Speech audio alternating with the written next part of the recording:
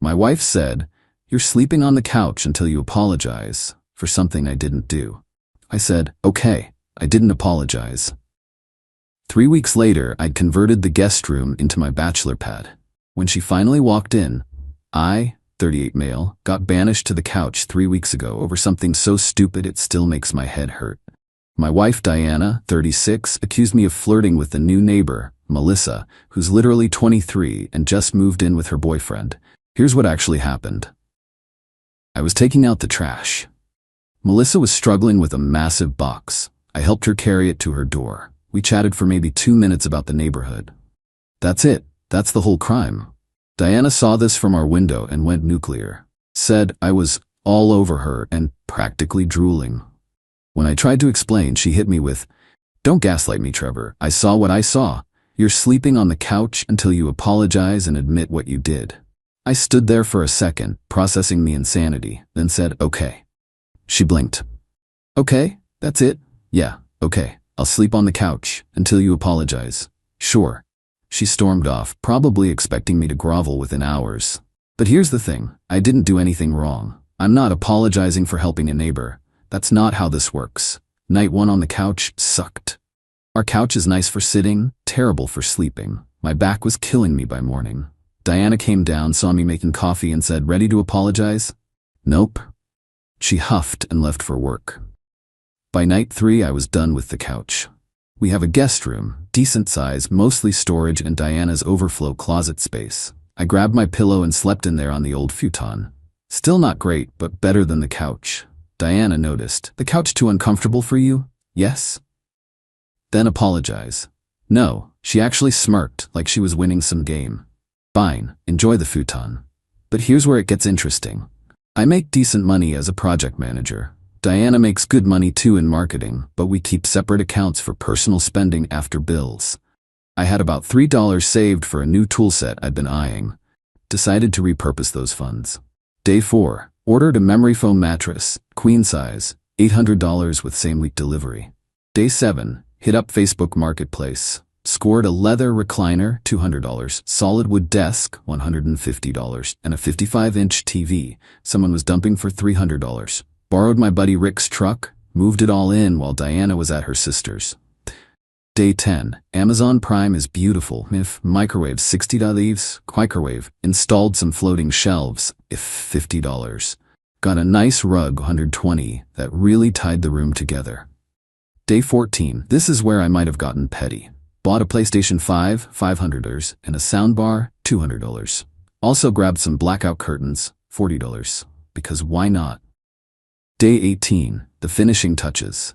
LED strips for mood lighting, a couple of band posters I'd always wanted to hang, and this is my favorite part, a digital lock for the door, $150. By week 3, I'd spent about $2,800 turning that guest room into my personal sanctuary. It was everything our bedroom wasn't. My space, my rules, my vibe. Diana hadn't been in there once. She'd knock occasionally, tell me I was being ridiculous, but never actually entered. Think she was playing chicken, waiting for me to break. Last night, everything came to a head. I was in my room playing Call of Duty with Rick online when I heard Diana try the door handle. It didn't budge, obviously. "Trevor, why is this door locked?" Pause the game. "Privacy." "Open this door right now." "No thanks, I'm good." Silence, then bang bang bang. "Trevor, open this door immediately." I calmly got up, walked to the door, but didn't open it. "Diana, you banished me from our bedroom. This is my space now. You're welcome to apologize for falsely accusing me anytime." "I'm not apologizing. I saw what I saw. Open this door." "No." Then I heard her on the phone with her mother. Oh boy. Putting it on speaker so I could hear everything. Classic Diana move. "Mom, he's lost his mind. He's locked himself in the guest room and won't come out." Her mom, Teresa, loud as always. "What do you mean locked? In his own house? He put a lock on the guest room, an actual lock, with a code." "Well, why is he in the guest room, sweetie?" Diana paused. "He's being punished. For what?" "He was flirting with the neighbor." "Was he really?" "Mom, whose side are you on?" "I'm just asking, honey." "What did he do exactly?" Diana went quiet. Then he helped her carry a box. Even Teresa went silent. Then, that's it. You didn't see how he was looking at her. "Diana, sweetie, maybe you should apologize." I can't believe you're taking his side. She hung up, then more banging. Trevor, I'm getting a locksmith. Go ahead, I called back. I own this house too. I can put a lock on any interior door I want. Check the law. I had actually Googled this already. As long as it's not preventing egress in an emergency and both parties own the home, interior locks are generally fine.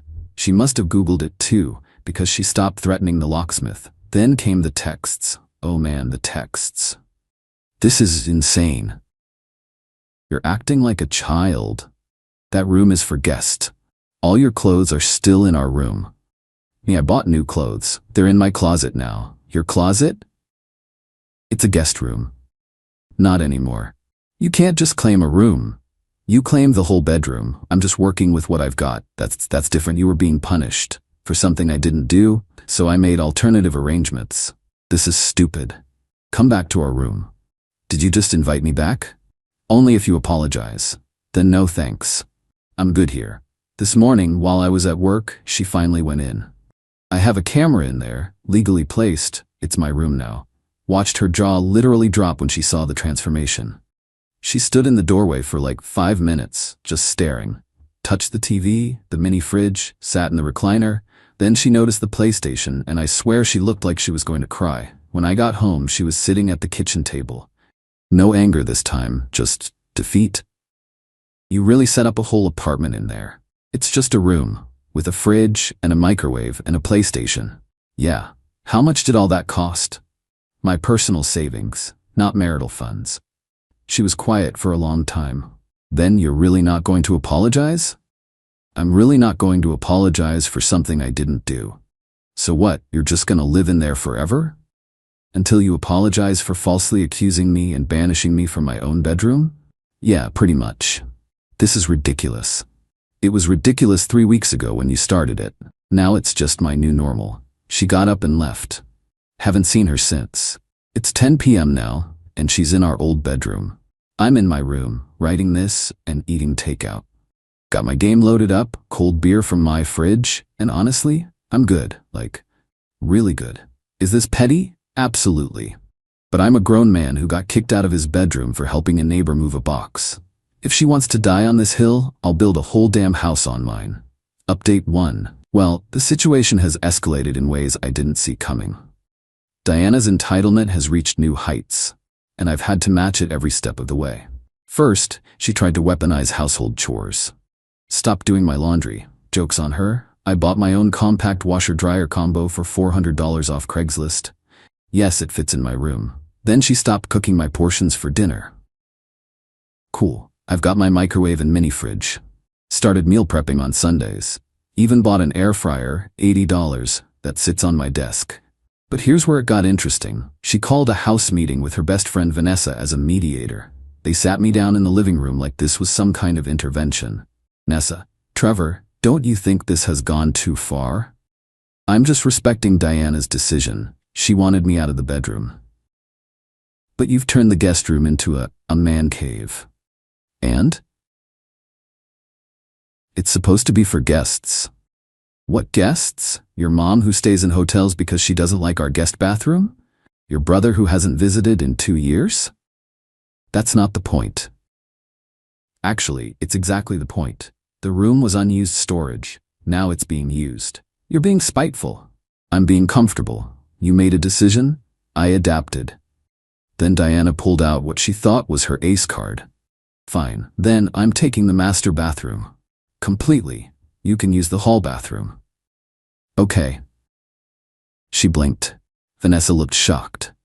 Okay, that's it? Yeah. You want to escalate? Cool. The hall bathroom is fine. What she didn't know is that I'd already been thinking about this possibility. See, the hall bathroom is right next to my room. The master is attached to our old bedroom, but you have to walk through the bedroom to get to it. That night, I moved all my stuff to the hall bathroom. But I didn't stop there. Installed a rainfall shower head, $60. Got one of those fancy Japanese toilet seats with the bidet function, $200, game changer, BDU.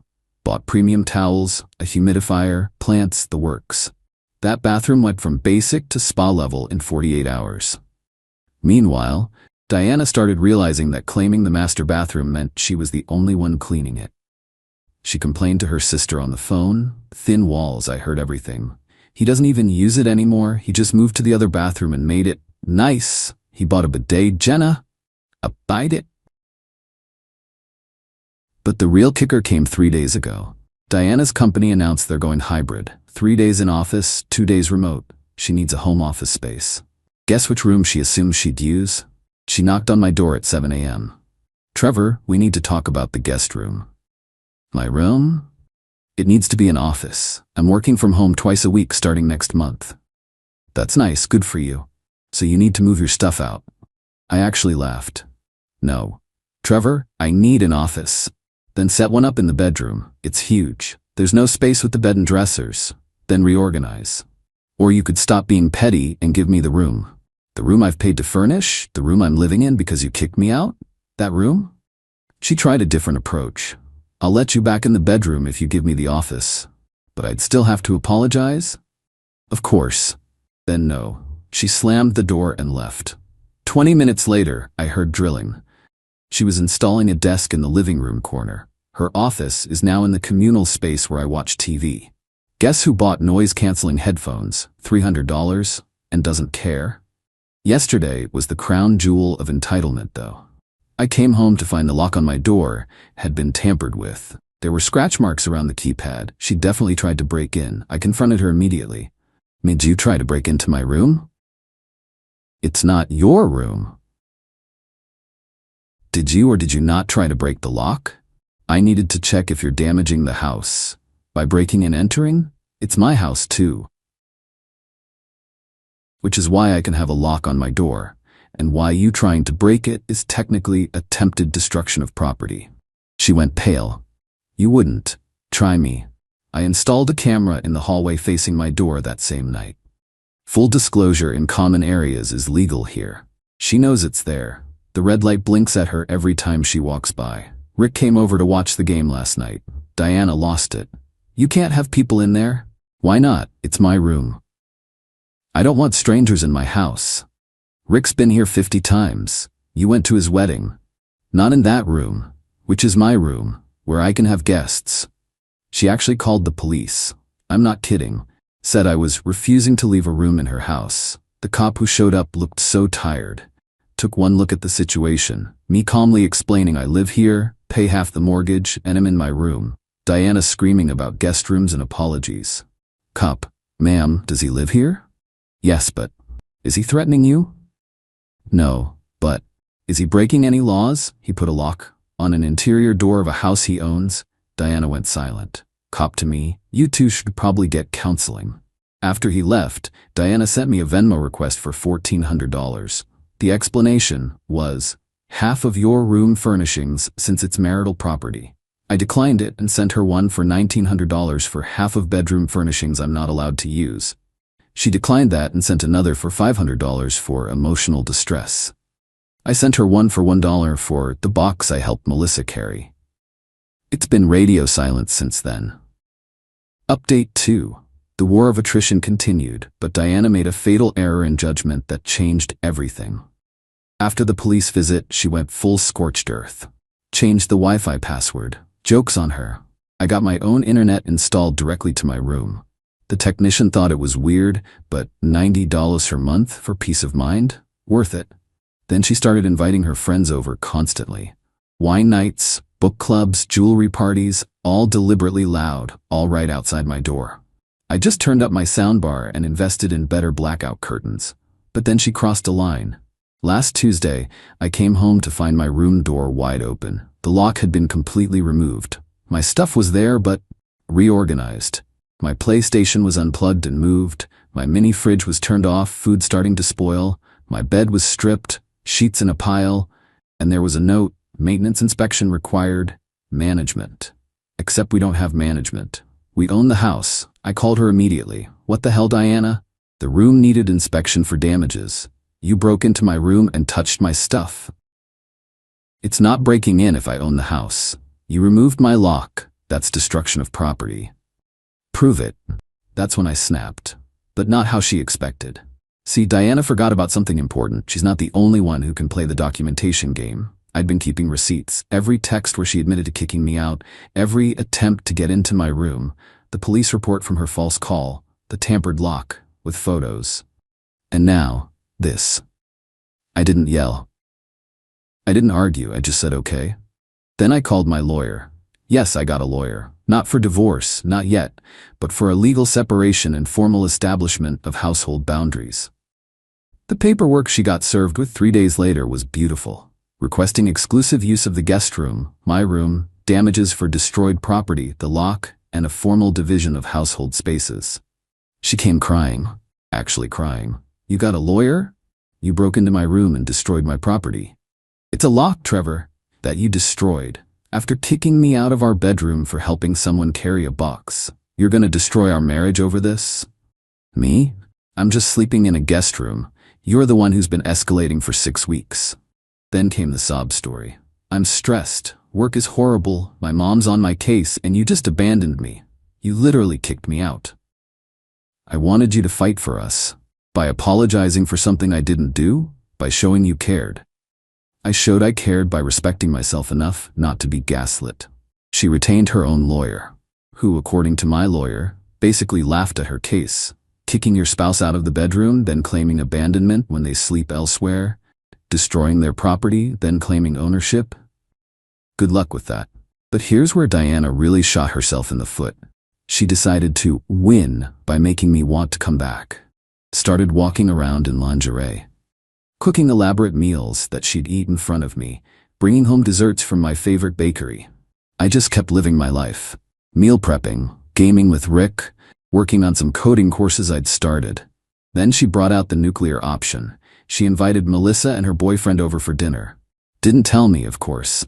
I found out when I came home to them in my dining room. Diana all smiles, serving wine, being the perfect hostess.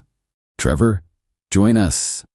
I was just getting to know our new neighbors better. Melissa looked mortified. Her boyfriend Tony just looked confused.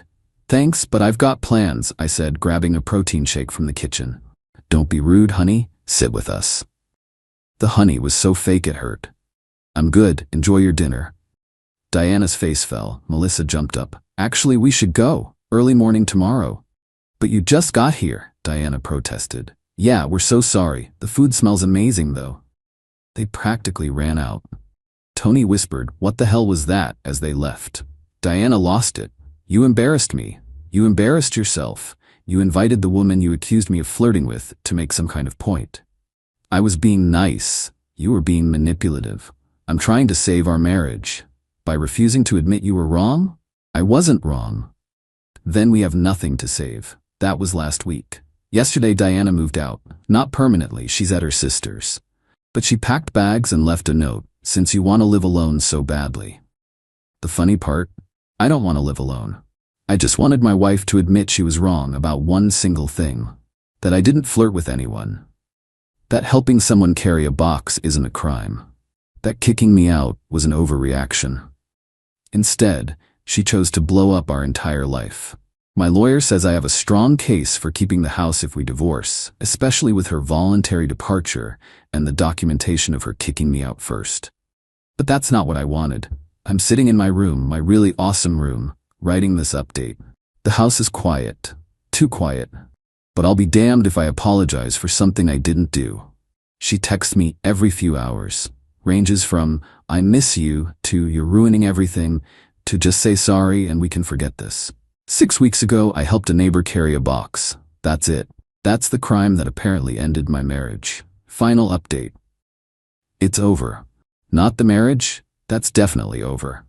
But this whole insane saga finally has an ending. Diana stayed at her sister's for 2 weeks, posting passive-aggressive quotes on social media about knowing your worth, and when someone shows you who they are, believe them. The irony was lost on her. During that time, I got the house appraised. Consulted with my lawyer about buyout options. Started therapy, honestly should have done that years ago. And yeah, I kept improving my room. Added a small beer fridge. Why? Because I could. Then Diana made her move. She came back with her brother Kyle and a U-Haul. No warning. I was working from home. My company's been flexible about it when I heard them outside. She walked in like she owned the place, which technically she half did. I'm taking my things, okay? And the bedroom furniture. It's half mine. Then I'm taking the bed and the dresser. You can have the nightstands. Cool. She was trying to get a rise out of me. When that didn't work, Kyle stepped in. You really messed up, man. You know that? How's that, Kyle? You humiliated my sister, made her feel unwanted in her own home. She kicked me out of our bedroom for helping someone carry a box. That's not what she told me. I'm sure it's not, Diana interrupted. I want the TV from the living room too. That's mine. Bought it before we got married. I don't care. The receipt I have says otherwise. She turned red. Fine, the kitchen appliances then. We bought those together. You can have half. How do I take half a microwave, Trevor? That's your problem to solve. Just like me sleeping on the couch was mine. Kyle tried to grab the coffee maker. I stood in front of it. That's from my room. Bought it 6 weeks ago. Prove it. I pulled up the Amazon order on my phone. Diana grabbed the Keurig from the counter instead. This one then. Go for it. They spent 3 hours going through the house, taking things, leaving things, arguing over everything. Diana tried to take my gaming chair from my room. This was in the guest room originally. Yeah, and you kicked me into the guest room. It's mine now. A judge won't see it that way. Then let a judge decide. She backed down. The real explosion came when she found out I'd been documenting everything. Kyle was loading boxes when Diana came storming down from the attic. You changed the locks on the attic storage? No, I put a padlock on my section. Yours is still open. How did you even divide it? Tape line down the middle. Your Christmas decorations and old clothes are on the left. She went up to check, came back furious. You took more space. I took exactly half, measured it. This is pathetic, Trevor. We're adults. Adults who got kicked out of their bedrooms don't usually measure storage spaces, but here we are. Kyle jumped in again. You're being a petty little. Kyle, choose your next words carefully. You're in my house. It's Diana's house too, for now. That stopped them both. Diana, what do you mean for now? I mean we're getting divorced. The house will be sold or bought out. This ends. You're divorcing me? Over this? Over you kicking me out, falsely accusing me, refusing to apologize, breaking into my room, destroying my property, calling the police on me, and now taking half our stuff? Yeah. I don't want a divorce. Then you should have thought about that before you made helping a neighbor a capital crime. She actually sat down on the floor, right there in the hallway. This isn't how it was supposed to go. How was it supposed to go, Diana?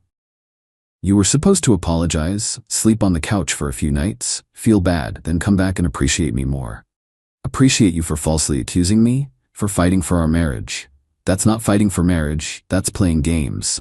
Kyle helped her up. Come on, Dee. Let's go. I'm not leaving. This is my house. You left already. You're at Jenna's, remember? She tried one last manipulation. If you loved me, you'd apologize just to end this. If you loved me, you wouldn't need me to apologize for something I didn't do. They left with the U-Haul half full. Diana crying, Kyle muttering threats about lawyers. The divorce papers were filed 2 weeks ago. She's fighting it, demanding counseling instead. The counselor we saw, court-mandated mediation, took one look at our story and basically said, yeah, this is done. Diana's lawyer advised her to take the buyout offer. I'm keeping the house, paying her half the equity. It's worth it to me. My room is already perfect, and now I get the master bedroom back too. Might knock down the wall, make a huge suite. Who knows? The last text exchange we had. This is really it? Over a box? It was never about the box. Then what? It was about respect, trust, partnership. You showed me you don't believe in any of that. I was jealous. It's normal. Jealousy is normal. What you did after wasn't. So you're just giving up. I'm moving on. From almost 10 years together? Me, from 6 weeks of showing me who you really are. She didn't respond after that. I'm doing okay. The house is quiet but peaceful. Started dating a bit, nothing serious yet. Just coffee dates. Been upfront about the baggage. Most people are shocked by the story. One woman said, you turned a guest room into a man cave instead of apologizing? Legend. Another said I was too stubborn. Fair enough. Not everyone's compatible. Rick helped me move the bedroom furniture back last weekend. Walking into that master bedroom was weird. Felt like visiting a crime scene. But I'm reclaiming it bit by bit. Diana's still at her sister's last I heard. Still posting quotes about toxic relationships and red flags. Still telling anyone who'll listen that I ruined our marriage over nothing. But here's the thing. It wasn't nothing. It was everything. Every time she dismissed my feelings. Every time she demanded apologies for her imagination. Every time she chose control over communication. The box was just the last straw that broke this camel's back.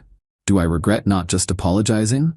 No, because if I had, we'd still be in that cycle. She'd still be controlling and manipulating. I'd still be appeasing and enabling.